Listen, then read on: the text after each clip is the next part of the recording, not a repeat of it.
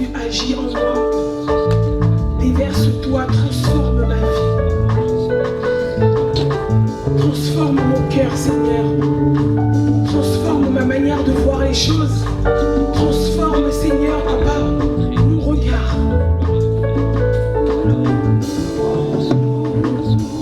Jésus, agis en moi. Déverse-toi, transforme ma vie. Jésus, agis en moi. Déverse-toi, transforme ma vie. Oh Jésus, Jésus, agis en moi. Agis. Déverse-toi, transforme ma vie. Oh Jésus, Jésus, agis en moi. Agis. Déverse-toi, transforme ma vie. Oh Jésus, Jésus, agis en moi. Agis. Déverse-toi, transforme ma vie. Oh Jésus, Jésus, Jésus, agis en moi. Déverse-toi, transforme ma vie. Oh Jésus, Jésus, agis en moi. Agis. Déverse-toi, transforme ma vie. Jésus. Yahweh, Yahweh Salah, Yahweh Salah, Lolene na yo. Salah, Yahweh, Yahweh Salah, Yahweh Salah, Lolene na yo. Oh Yahweh, Yahweh, Yahweh Salah, Yahweh Salah, Lolene na yo. Oh Yahweh, Yahweh Salah, Yahweh Salah, Lolene na yo. Kachema moinanga Salah, Yahweh, Yahweh Salah, Yahweh Salah, Lolene na yo. Oh Zaminanga Azako Salah, Azako Salah,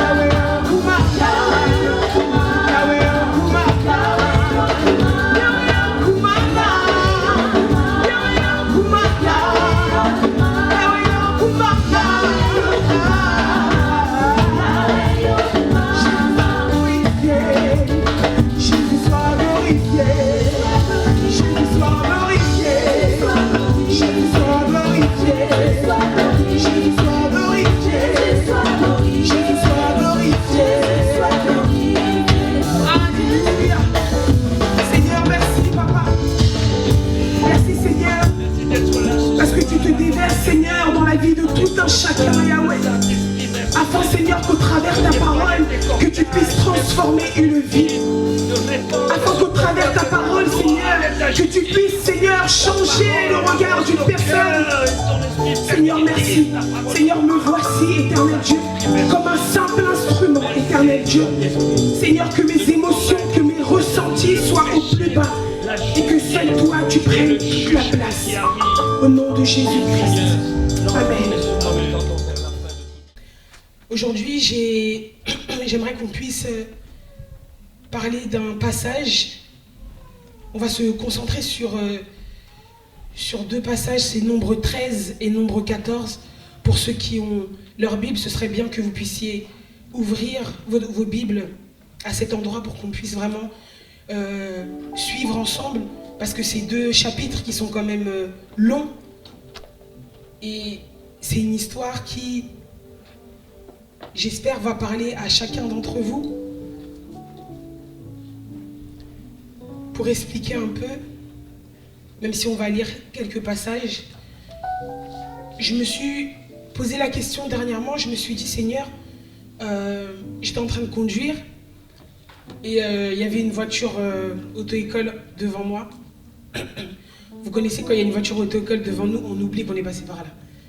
On commence à dire, mais qu'est-ce qu'elle fait? Regarde pas. Et je me suis dit, Seigneur, ça doit être compliqué. Je me suis souvenu quand j'ai passé le permis.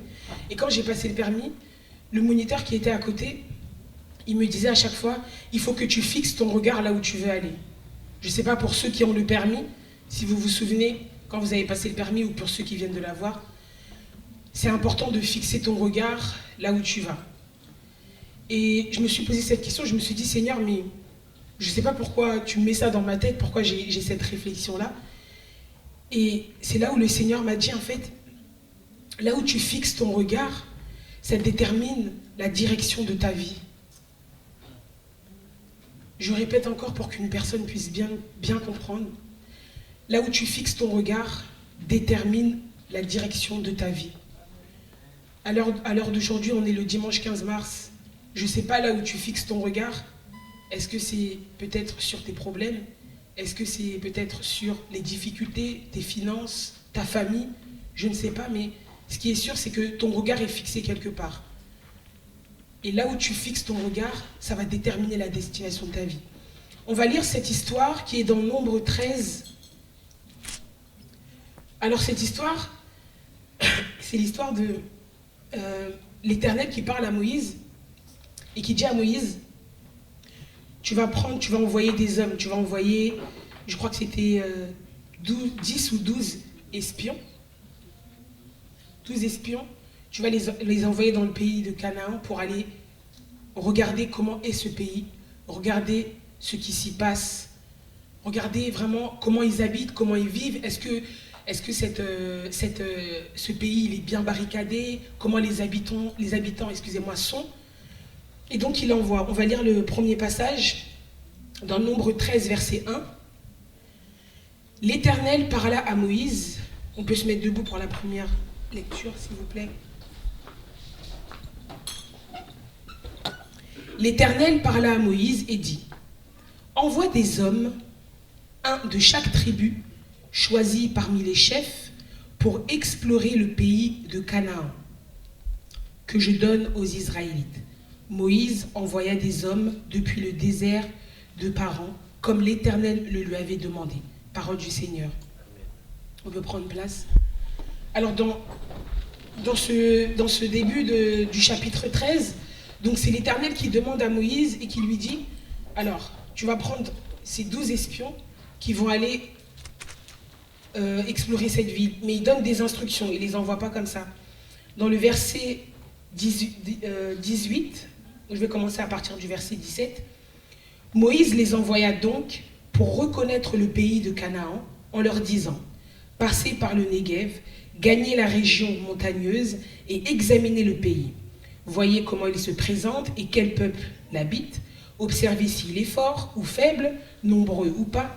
Voyez de quel genre est le pays où ils habitent. S'il est bon ou mauvais, et comment sont les villes, si elles sont ouvertes ou fortifiées. Parole du Seigneur. Donc le Seigneur, il parle à Moïse, il dit donc voilà, tu vas prendre ces 12 espions, tu vas les envoyer et il donne des instructions. Donc là, c'est les mêmes instructions pour les 12 espions. C'est exactement les mêmes instructions qu'il donne. Donc ces espions, ils partent dans le pays et ils y restent pendant 40 jours. 40 jours, c'est quand même beaucoup. Donc ils ont eu le temps. Mais juste, je retourne en arrière, il donne aussi une instruction, il leur dit que quand vous allez aller dans ce pays-là, vous allez prendre les fruits de ce pays. Il faut qu'il y ait une preuve que ces espions-là, ils sont bien allés visiter ce pays. Donc il leur dit, vous allez me ramener des fruits de ce pays. Donc ces espions, ils partent visiter ce pays. Et puis ils reviennent 40 jours après. Donc là, c'est au verset 25. Au bout de 40 jours, ils furent de retour de leur exploration du pays. Ils vinrent trouver Moïse et Aaron et toute la communauté des Israélites dans le désert de Paran. Ils leur rendirent compte de leur expédition et leur montrèrent les fruits du pays. Donc, ils ont bien suivi l'instruction, ils ont bien apporté les fruits du pays. Mais vous allez voir que ces mêmes espions qui sont allés, ils n'ont pas tous la même description de ce pays. C'est-à-dire qu'ils sont allés au même endroit, ils ont eu les mêmes instructions, mais ils arrivent et ils donnent une description qui est différente. Donc je continue au verset 27. Voici le rapport qu'ils firent à Moïse. Nous sommes arrivés dans le pays où tu nous as envoyés. Oui, c'est vraiment un pays ruisselant de lait et de miel. Et en voici les fruits. Seulement, le peuple qui l'habite est terriblement fort. Les villes sont d'immenses forteresses et nous avons même vu des descendants d'Anak. Les Amalécites occupent la région du Néguev, les Hittites, les Yébousiens et les Amoréens tiennent la montagne et les Cananéens occupent le littoral de la Méditerranée et toute la vallée du Jourdain. Là, on est au verset 29. Donc vous voyez qu'ils décrivent le pays vraiment comme un pays qui est vraiment bien, parce qu'il dit c'est vraiment un pays ruisselant de lait et de miel. Mais il dit une chose, il dit seulement le peuple qui l'habite est terriblement fort. Les villes sont d'immenses forteresses et nous avons même vu des descendants. Par la suite, au verset 30, il y a Caleb qui fait partie justement des personnes aussi qui sont allées espionner ce pays. Je lis au verset 30, alors Caleb essaya de faire taire le peuple qui commençait à s'en prendre à Moïse. Il lui dit, allons-y, faisons la conquête de ce pays, car nous en sommes vraiment capables. Donc là, on voit que Caleb, il faisait partie des espions, avec ces personnes-là qui sont en train de décrire le pays. Ces espions-là qui décrivent le pays, ils ont eu peur. C'est-à-dire que Dieu a dit à Moïse, dis-leur d'aller voir le pays un peu, qu'est-ce qui se passe là-bas. Eux, ils sont allés et ils ont pris peur. Mais Caleb, il connaît la promesse de Dieu. C'est-à-dire que lui, il a dit non, allons-y, faisons la conquête de ce pays, car nous en sommes vraiment capables. On ne va pas lire tout parce que c'est très long, donc je vais résumer. Par la suite, en fait, le peuple commence à se plaindre. Il commence à se plaindre en disant, mais c'est pas possible. Comment le Seigneur peut nous envoyer dans un pays où on va nous tuer? En plus, nous avons des femmes, nous avons des enfants. Quand je vous résume l'histoire comme ça, quand vous allez rentrer chez vous, il faut lire les chapitres. Je précise, c'est important. C'est important d'aller aussi lire et de vérifier. Parce que sinon, je trouve que vous ne devez pas seulement vous contenter d'écouter de le résumé que je vais vous faire, mais c'est important quand vous allez rentrer de lire aussi et de vérifier pour que vous puissiez bien comprendre cette histoire. Donc par la suite, tout le peuple commence à se plaindre. Il commence à se plaindre en disant, mais Seigneur, c'est pas possible. Tu nous fais souffrir, tu veux nous envoyer dans un pays où on va nous tuer, c'est pas possible. Il n'y a que 2 personnes qui ne sont pas du tout d'accord avec ce discours-là. C'est Caleb et Josué. On va voir dans Nombre 14, je vais lire à partir du verset 1. Alors toute la communauté se souleva, se mit à pousser de grands cris et le peuple passa toute la nuit à pleurer. Tous les Israélites critiquèrent Moïse et Aaron. Et toute la communauté leur dit, si seulement nous étions morts en Égypte ou du moins dans ce désert? Pourquoi l'Éternel veut-il nous mener dans ce pays-là pour nous y faire massacrer par l'épée, tandis que nos femmes et nos enfants deviendront la proie de nos ennemis? Ne ferions-nous pas mieux de retourner en Égypte? Parole du Seigneur. Là, le peuple est en train de se plaindre. Et ils sont même en train de dire, est-ce que c'est pas mieux qu'on retourne en Égypte? Je ne sais pas si vous vous rendez compte. C'est-à-dire que Dieu leur a promis quelque chose. Dieu leur a donné des instructions.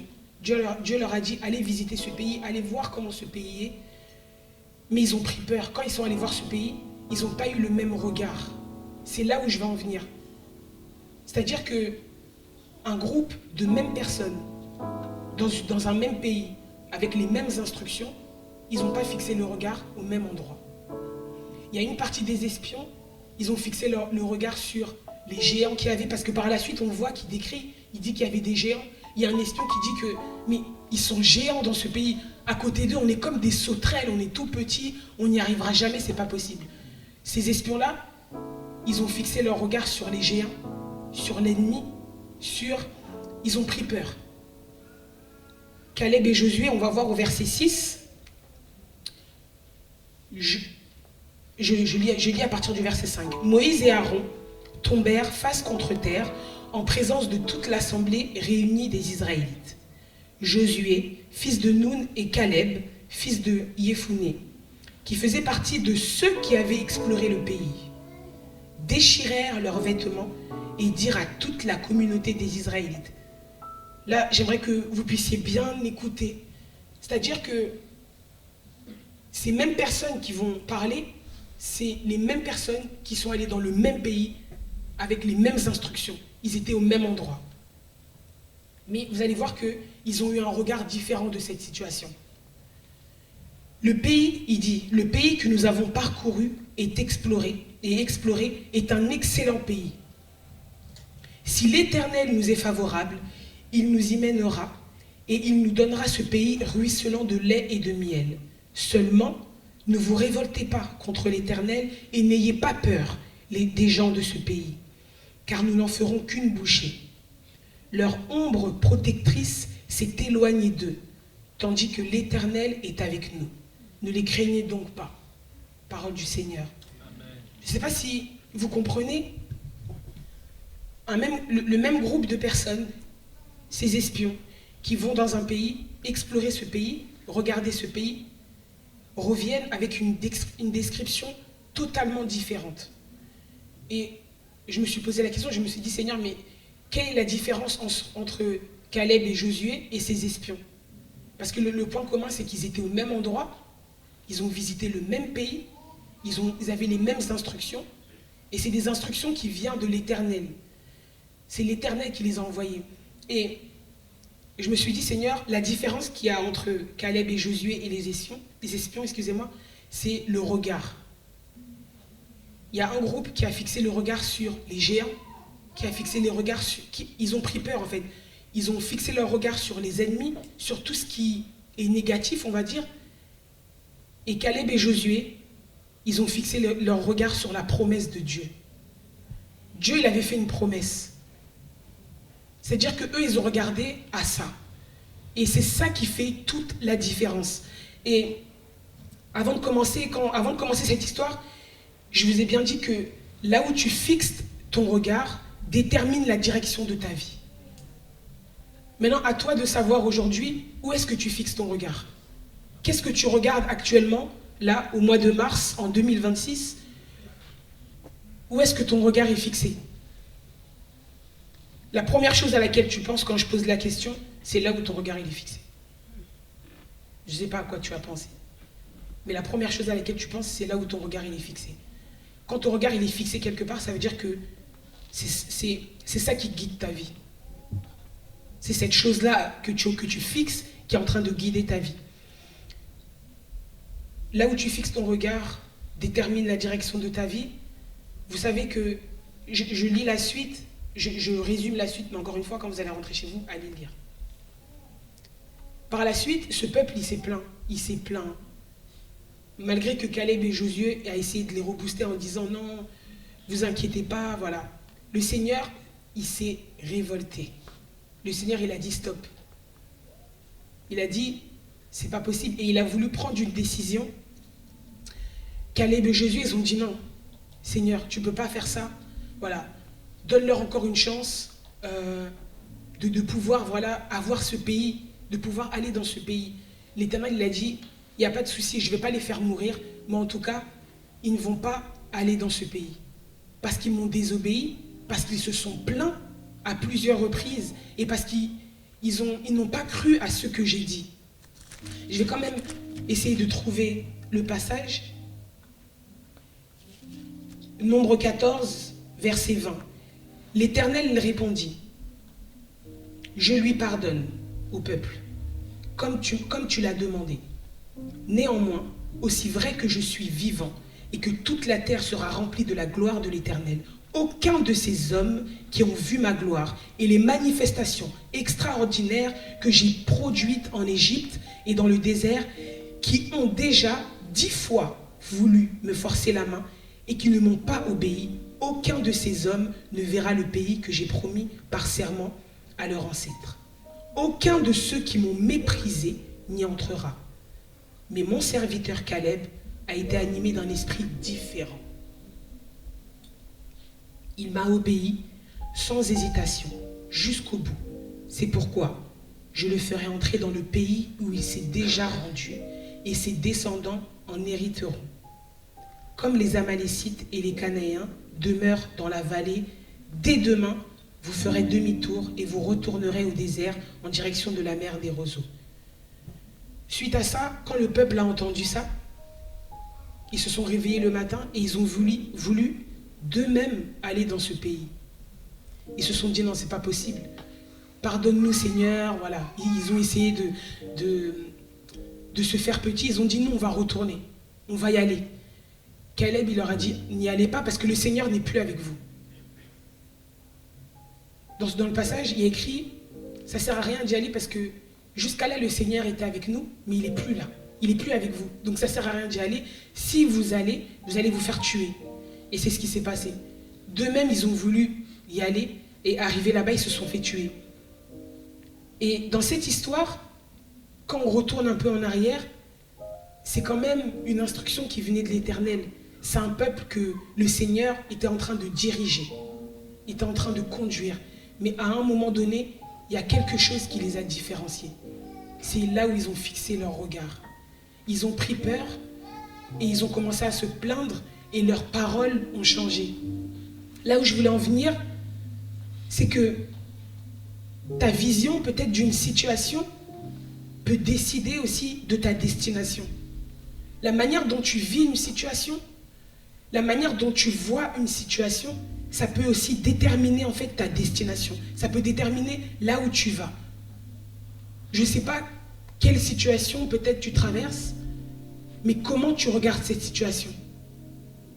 Est-ce que ton regard il est fixé peut-être, est-ce que tu prends peur? Est-ce que ton regard il est fixé peut-être sur l'ennemi? Est-ce que ton regard est fixé sur la difficulté?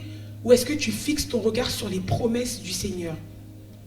Vous savez, il y a 2 dimanches, ou je ne sais plus quand j'avais apporté, je disais que l'ennemi, quand il veut venir dans ta vie, il vient avec du bruit. Il fait du bruit. L'ennemi, il fait du bruit. L'ennemi ne vient pas discrètement te chuchoter à l'oreille quand tu dors, non. L'ennemi, s'il veut te perturber, il vient et il fait du bruit. S'il veut perturber ton foyer, s'il veut perturber ton couple, il fait du bruit. Et vous verrez que souvent, peut-être, dans votre entourage ou autour de vous, il y a des personnes, des fois, subitement, qui vont venir faire du bruit.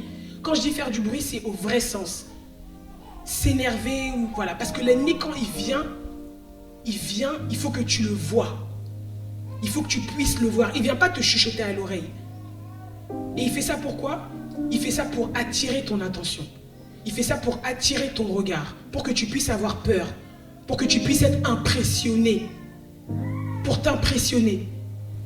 Mais quand tu discernes ça, tu dois te dire non. Moi, celui qui vit en moi, il est plus fort que toi qui es là en face de moi, que ce géant qui est là en face de moi. Le Dieu que je prie, il est plus fort. Tu ne peux pas m'impressionner. Tu ne peux pas venir me faire peur. Tu ne peux pas venir mal me parler. Ça va pas m'impressionner. Parce que moi, je sais qui je prie.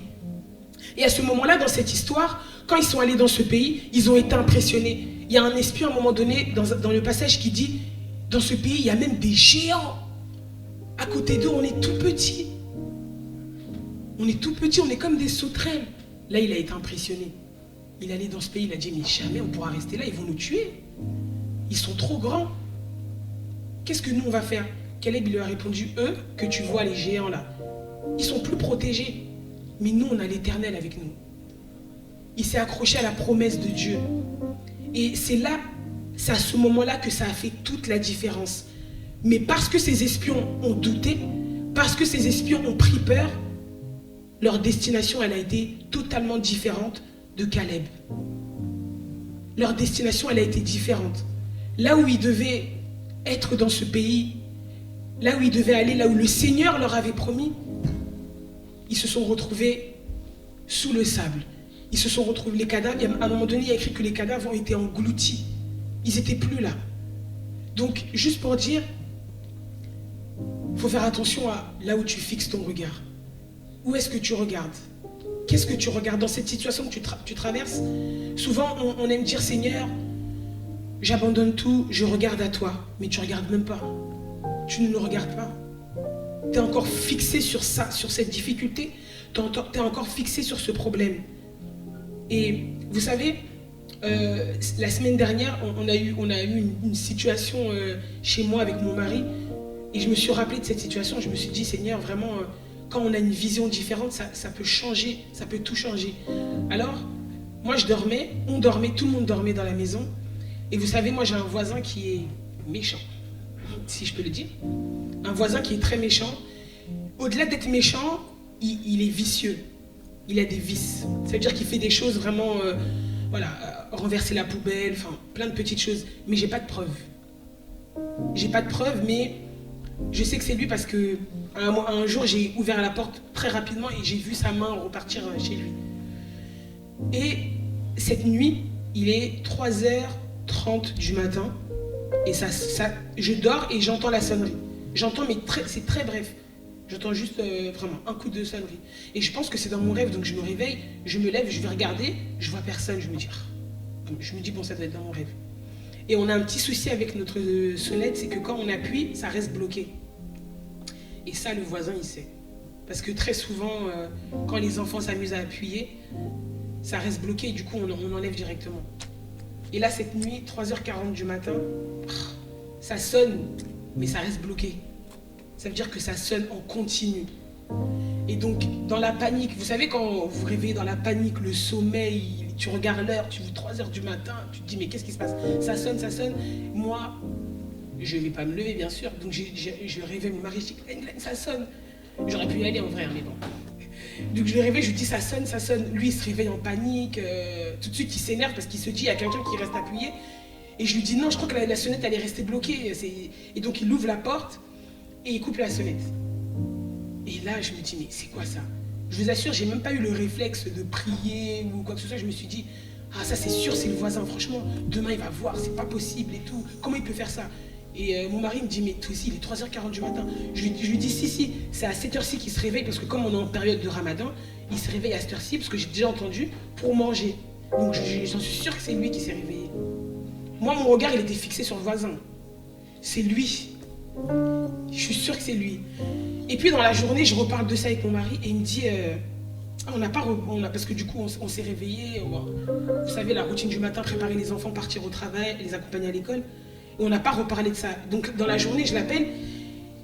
Et quand il m'explique, lui, sa version, je me suis dit, ah ouais, pas du tout. On a vécu la même situation, mais moi, mon regard, il était sur le voisin. Je suis sûre que c'est lui. Et lui, pas du tout. Lui, il m'a dit, ah, c'est bizarre. La veille, on avait discuté, lui et moi, sur certains sujets de notre famille, notre couple. Et il me dit, mais comme de par hasard, la nuit, ça sonne et il est 3h40 du matin. Il m'a dit, je t'assure, j'ai trouvé ça bizarre. J'ai trouvé ça bizarre. Et ça m'a fait bizarre que lui dise ça parce que avant de me donner son explication, il m'a dit, d'habitude, c'est toi qui es un peu plus spirituel. Il m'a dit, mais je t'assure, j'ai trouvé ça bizarre et j'ai prié. J'ai prié parce que ça m'a paru bizarre qu'on ait cette conversation et que comme de par hasard, ça sonne à la porte. alors qu'on a vraiment eu une discussion où on s'est dit qu'il fallait vraiment prier pour les portes d'entrée des maisons. C'est important de prier pour les portes d'entrée. Et là, il m'a dit, moi franchement j'ai prié parce que j'ai trouvé que c'était vraiment pas normal. J'ai même pas pensé aux voisins, je me suis dit c'est pas normal. Comme si, lui il m'a dit clairement, comme si l'ennemi est venu sonner et nous montrer que comme une menace. Et quand j'ai repensé à cette situation tout à l'heure, je me suis dit, comme quoi on peut vivre la même situation, être au même endroit, mais avoir le regard fixé sur autre chose. Lui, son regard, il a été fixé vers Dieu. Tout de suite, quand ça s'est passé, il a prié. Moi, mon regard, il était fixé sur le voisin, entre guillemets, sur l'ennemi. Parce que je me suis dit, lui, j'attends, je ne sais pas à quelle heure il va sortir, ou je ne sais pas à quelle heure il dort, moi aussi, je vais sonner. Alors que j'ai pas de preuves, mais... Et je me suis dit, et quand il m'a expliqué ça, ça m'a fait bizarre. Je me suis dit, waouh, je me suis dit, Seigneur, comme quoi on peut vivre une même situation, mais la manière dont tu vas regarder, là où tu vas fixer ton regard, c'est ça qui va impulser en fait les actions. C'est-à-dire que lui, directement, il a pensé à prière. C'est pas normal, prière. Il a prié. Moi, j'ai pensé à voisin, j'ai même pas prié. Avant de dormir, j'étais là, je murmurais, j'ai dit, attends, demain quand je vais me réveiller, je commençais à parler. Et je savais que lui aussi va accompagner ses enfants à telle heure.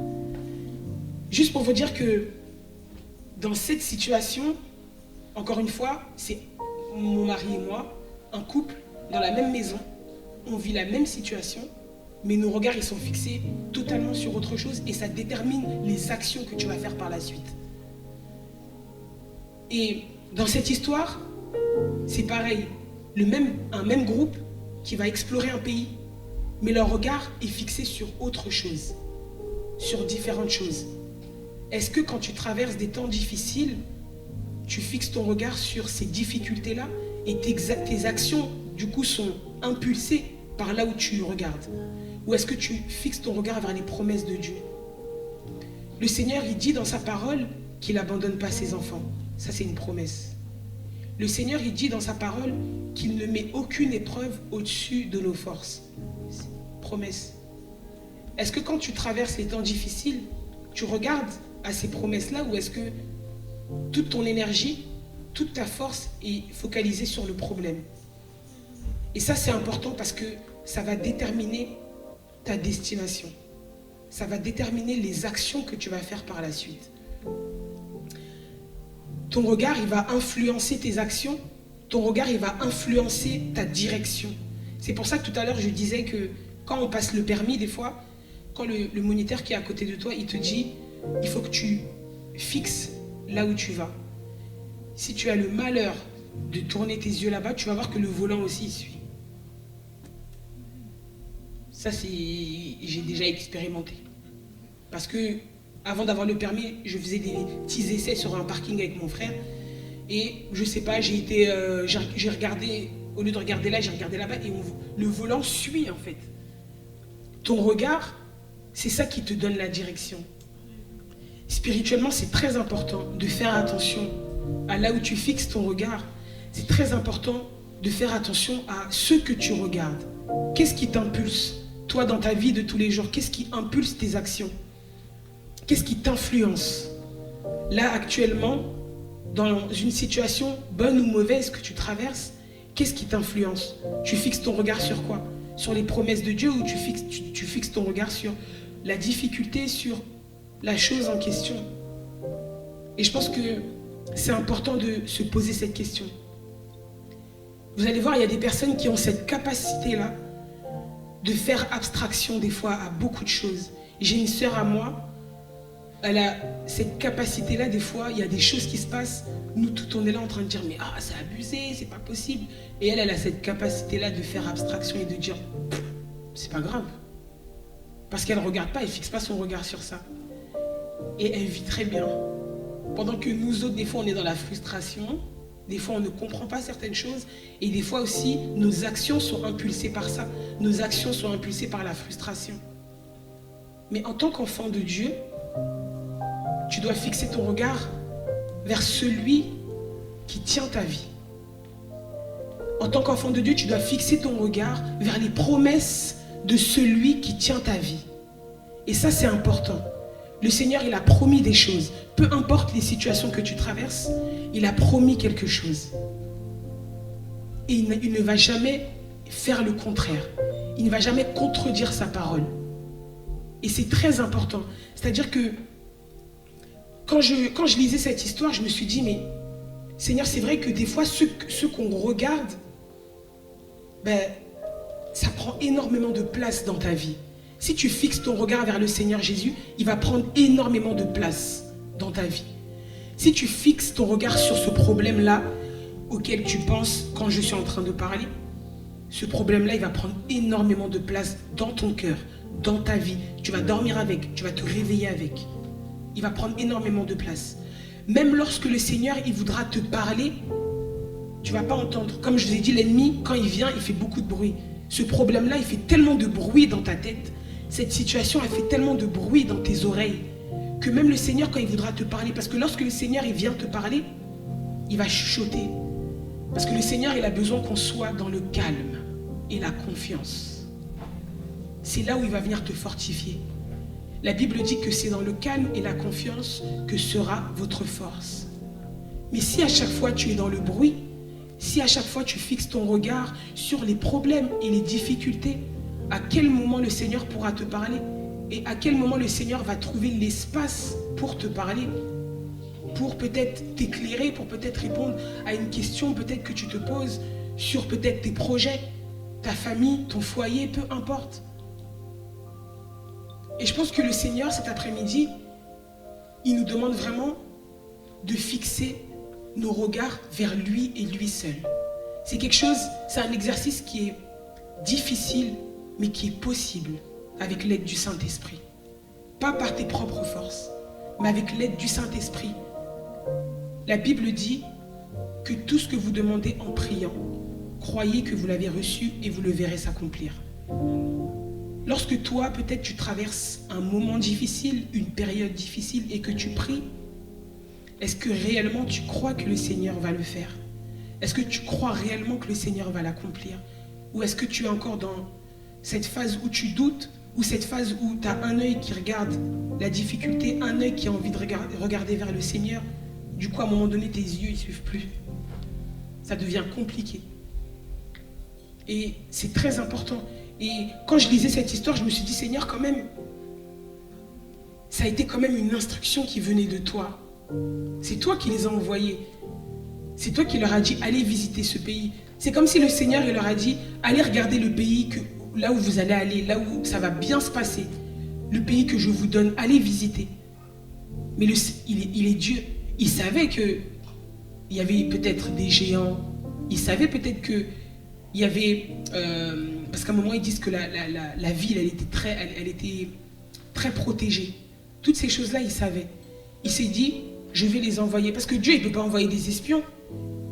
Il est omniprésent, il voit tout. Mais il a dit à Moïse, envoie ces espions. Dis-leur d'aller regarder. Je vais voir quand ils vont revenir, où est-ce qu'ils ont fixé leur regard. Et ça n'a pas loupé. On voit une partie qui fixe le regard sur les géants, en disant que c'est une ville forte, en disant qu'on n'y arrivera pas. Le nombre de fois où peut-être tu t'es dit, mais je ne vais pas y arriver. Je vais pas y arriver.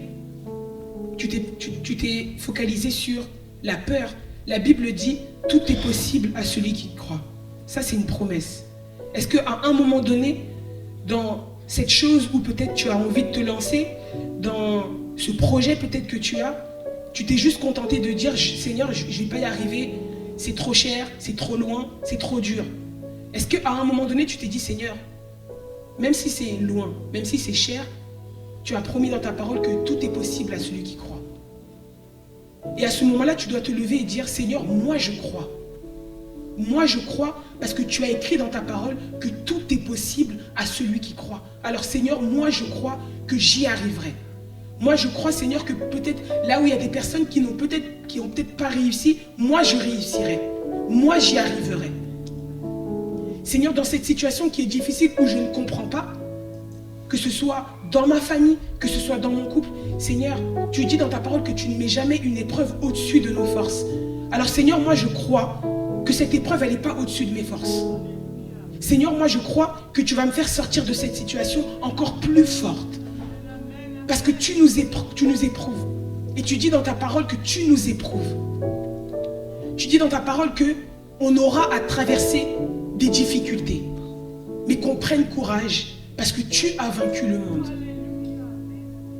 Alors, en cet après-midi, j'aimerais que tu puisses te dire, Seigneur, peut-être que dans cette situation, je n'ai pas regardé au bon endroit.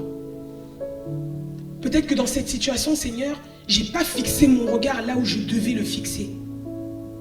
Dans cette situation, Seigneur, j'ai même oublié tes promesses. Mais pourtant, Seigneur, je prie. Pourtant, je viens à l'église. J'entends ta parole, Seigneur.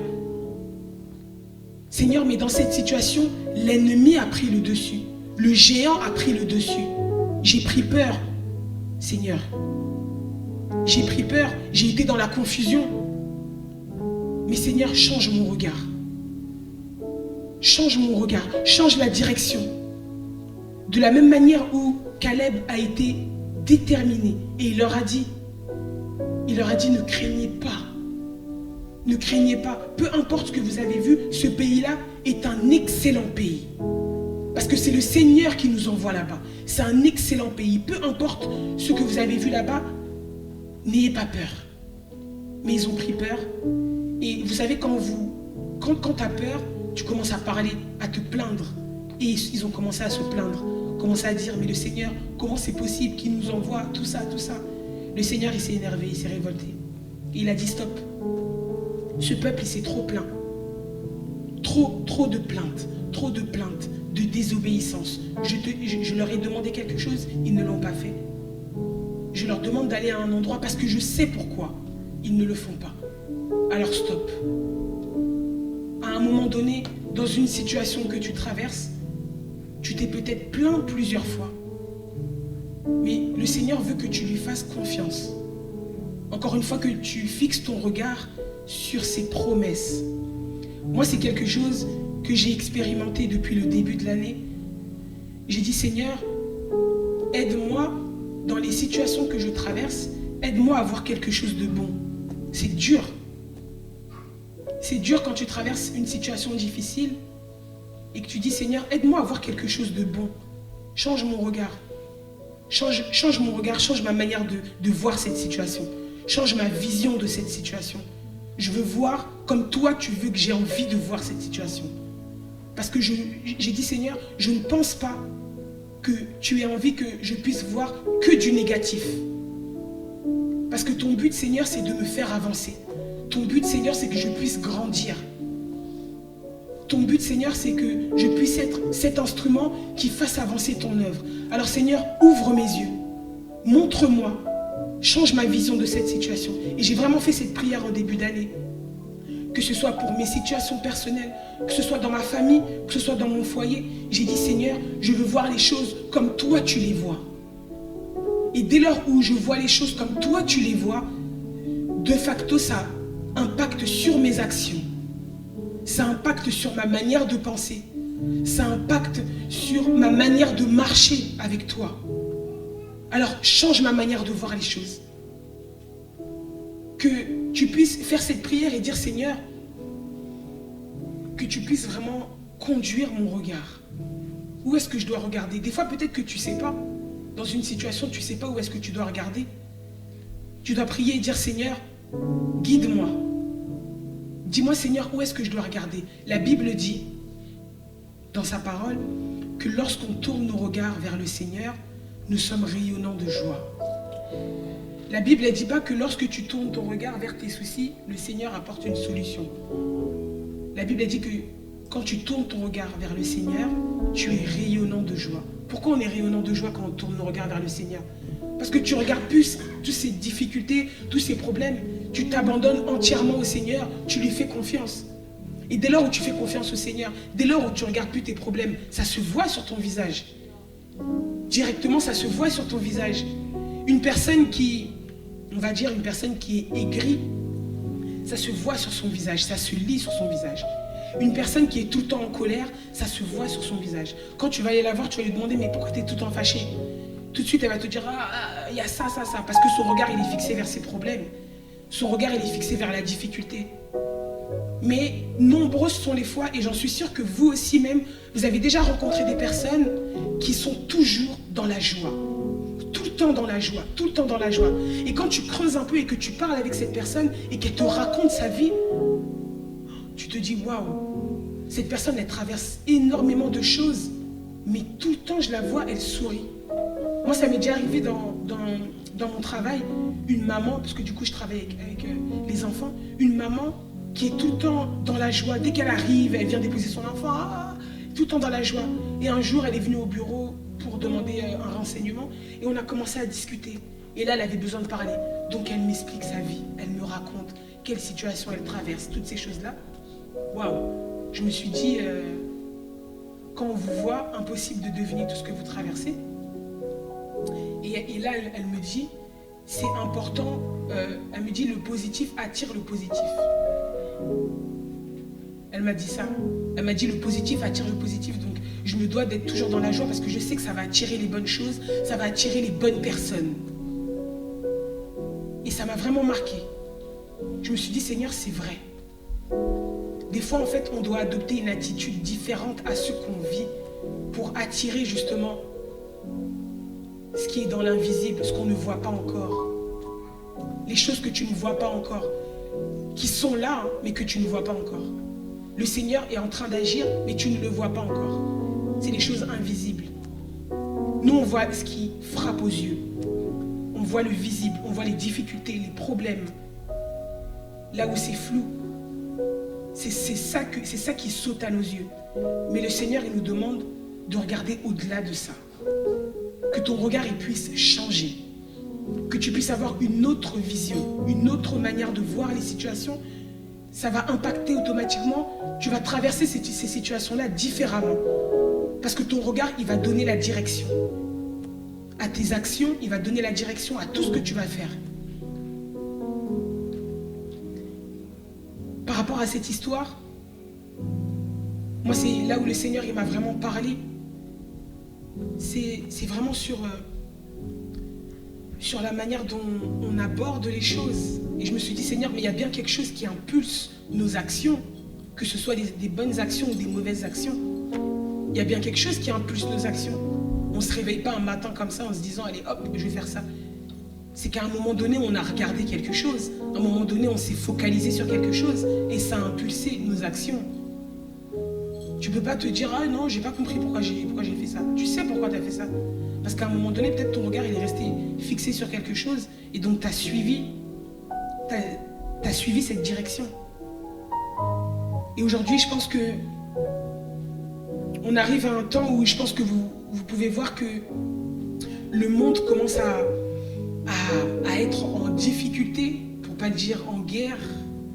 Ça commence à être une atmosphère très, très bizarre. Les prix qui augmentent, toutes ces choses-là qui se passent, on sent qu'il y a quelque chose qui se passe. Et dans tout ça, je pense que c'est le moment où toi, dans ta manière de voir les choses, tu peux changer tes actions. Tu peux changer aussi ton attitude et ça va attirer aussi des personnes au Seigneur. Parce que la manière dont tu te comportes, ça attire aussi des gens au Seigneur. La manière dont tu parles, ça attire des gens aussi au Seigneur. C'est difficile parce que quand on traverse des temps de doute, des temps d'épreuve, comme je vous ai dit, en fait, l'ennemi, il rôde.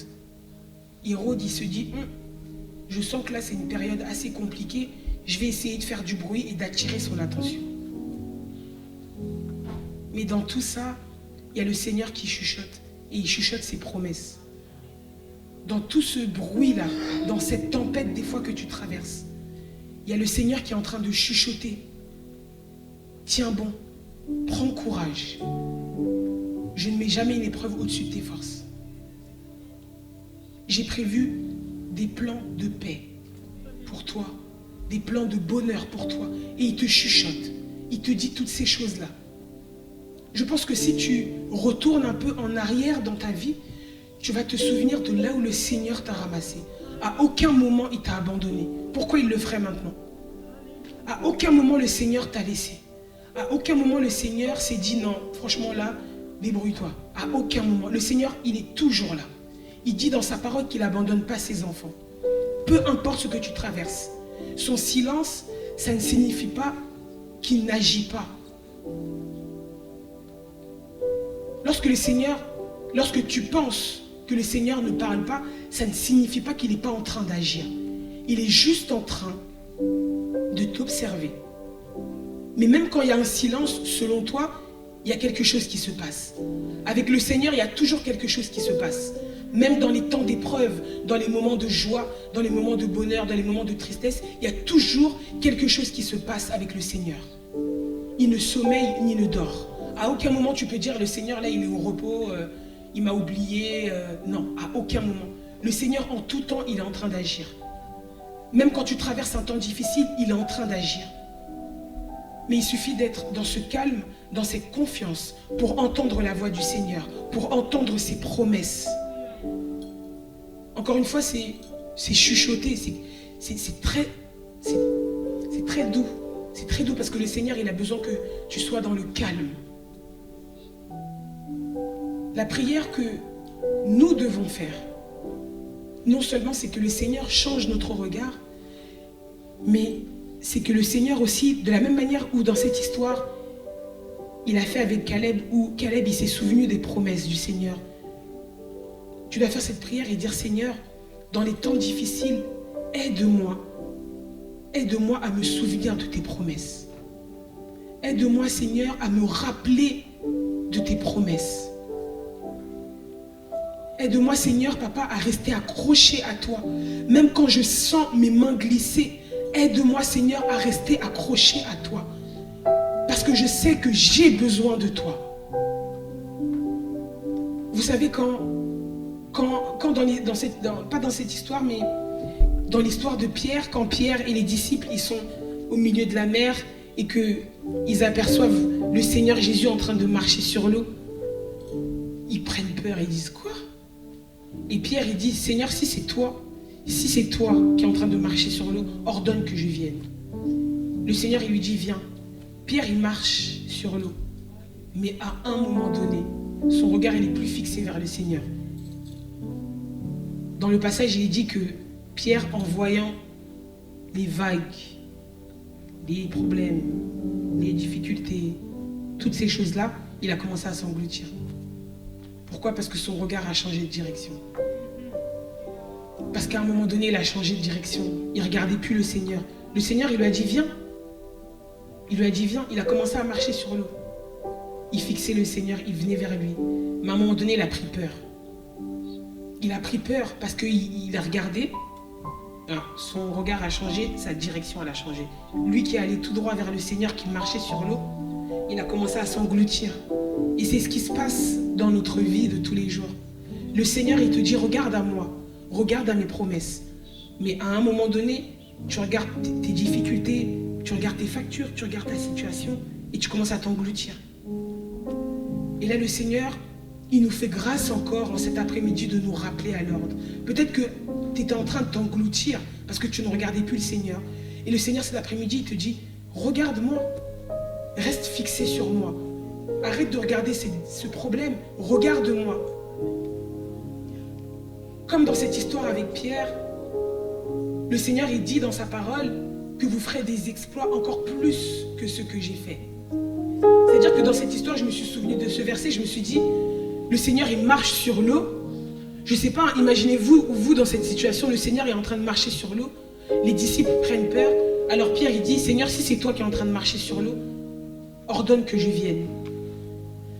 Avoir ce courage-là de mettre un pied déjà sur l'eau, mais il était tellement focus sur le Seigneur Jésus qu'il a commencé à marcher.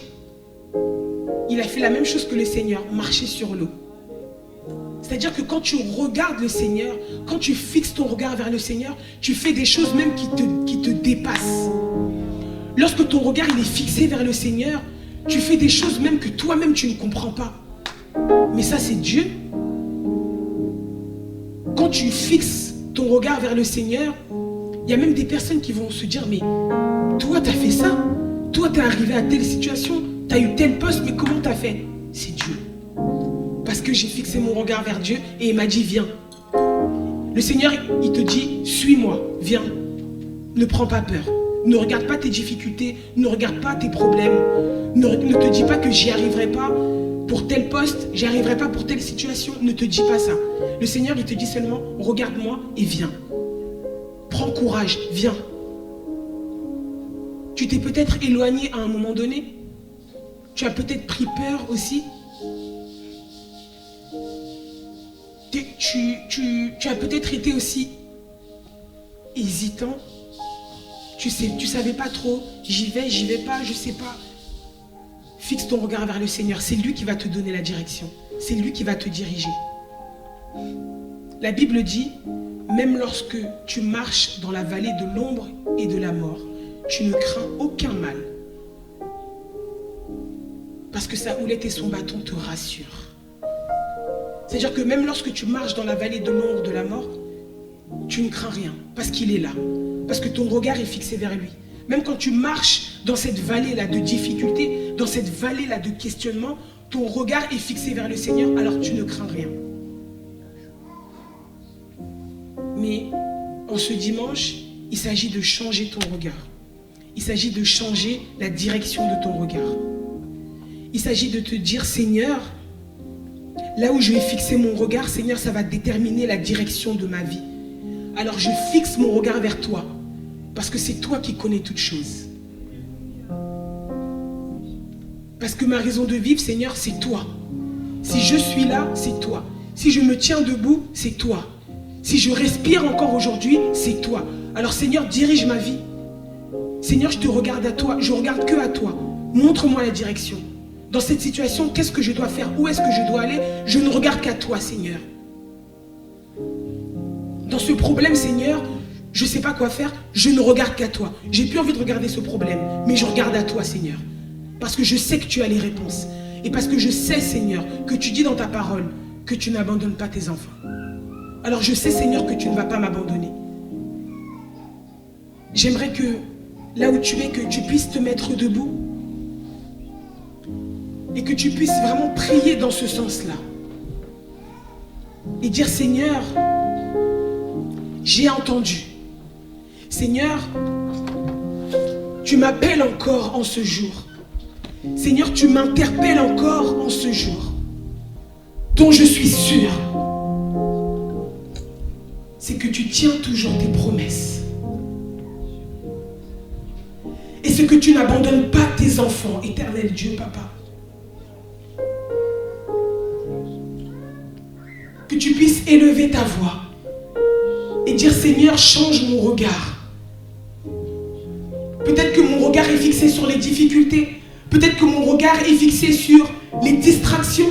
Peut-être que mon regard est fixé dans un endroit sombre. Seigneur, que mon regard change de direction. Que je ne regarde que à toi et à toi seul. Tu dis dans ta parole, Seigneur, que lorsqu'on tourne nos regards vers toi, nous sommes rayonnants de joie. Seigneur, oui, j'ai passé des temps de difficultés. Oui, j'ai eu des temps de tristesse. Des temps où j'ai pleuré, Seigneur.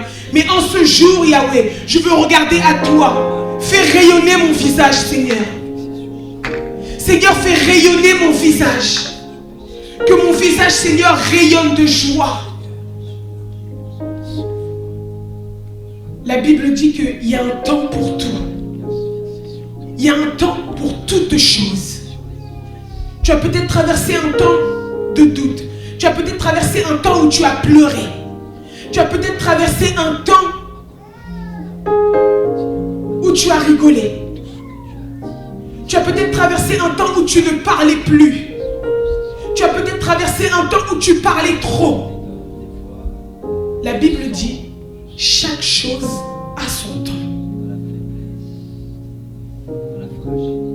Que le Seigneur te donne le discernement pour que tu puisses discerner dans quel temps tu es.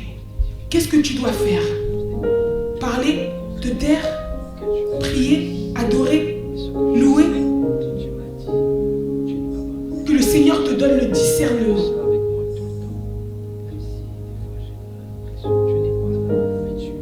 En cet après-midi, j'encourage une personne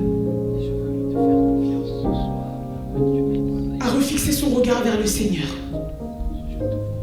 Regarde encore à lui.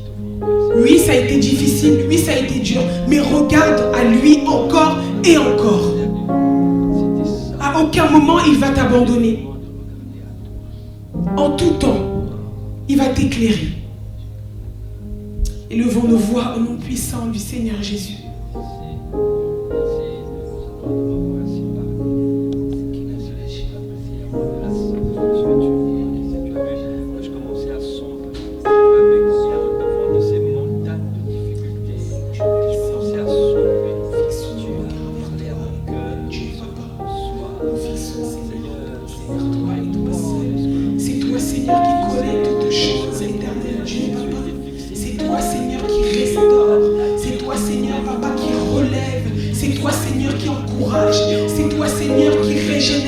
C'est toi, Seigneur, qui renouvelle nos forces, éternel Dieu, Papa. Alléluia, Seigneur. Merci, toi, le Dieu vivant, Papa, Seigneur. Alléluia. Seigneur, merci. Merci, Seigneur, parce que tu ne nous abandonnes pas. Merci, Seigneur, parce que tu es avec nous. Merci, Seigneur, parce que tu nous guides. Merci, Seigneur, parce que tu parles à nos cœurs. Toi le Dieu puissant, Papa. Que ton nom, Seigneur, soit magnifié, toi le Dieu vivant. Alléluia, Seigneur. Merci, toi le Dieu puissant, Papa. Tu vas prier pour une personne peut-être de ton entourage, de ta famille, qui a fixé son regard sur autre chose et qui en ce moment même peut-être traverse une dépression, traverse peut-être vraiment un moment sombre. Que tu puisses prier pour cette personne et que tu puisses dire: Seigneur, relève sa tête afin que son regard soit fixé vers toi et toi seul. Seigneur, relève la tête de cette personne qui traverse un temps difficile. Que son regard soit fixé vers toi et toi seul. Dans le nom de Jésus-Christ. Alléluia, Seigneur. Merci, Seigneur.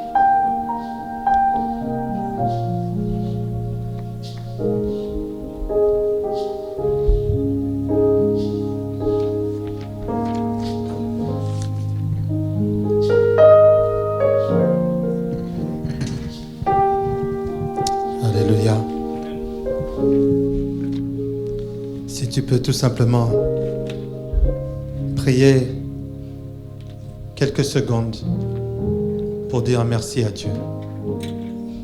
Juste lui dire merci pour ce qu'il a planté dans ton cœur cet après-midi. J'aimerais en fait que tu puisses prier différemment que d'habitude. En fait, c'est un merci décisionnaire. Un merci avec une décision. Seigneur, je te remercie pour ce que tu m'as donné cet après-midi. Et Seigneur, je prends l'engagement de changer la direction de mon regard. Nous prions.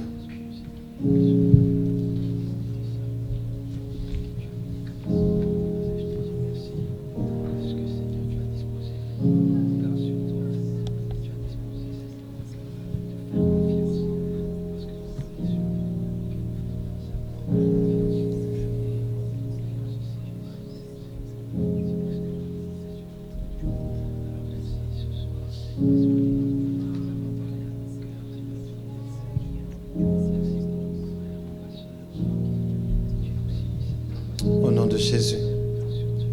Amen. Je veux juste nous rassurer que le Seigneur a entendu la prière de chacun d'entre nous. Et voici donc un moment où le Seigneur nous invite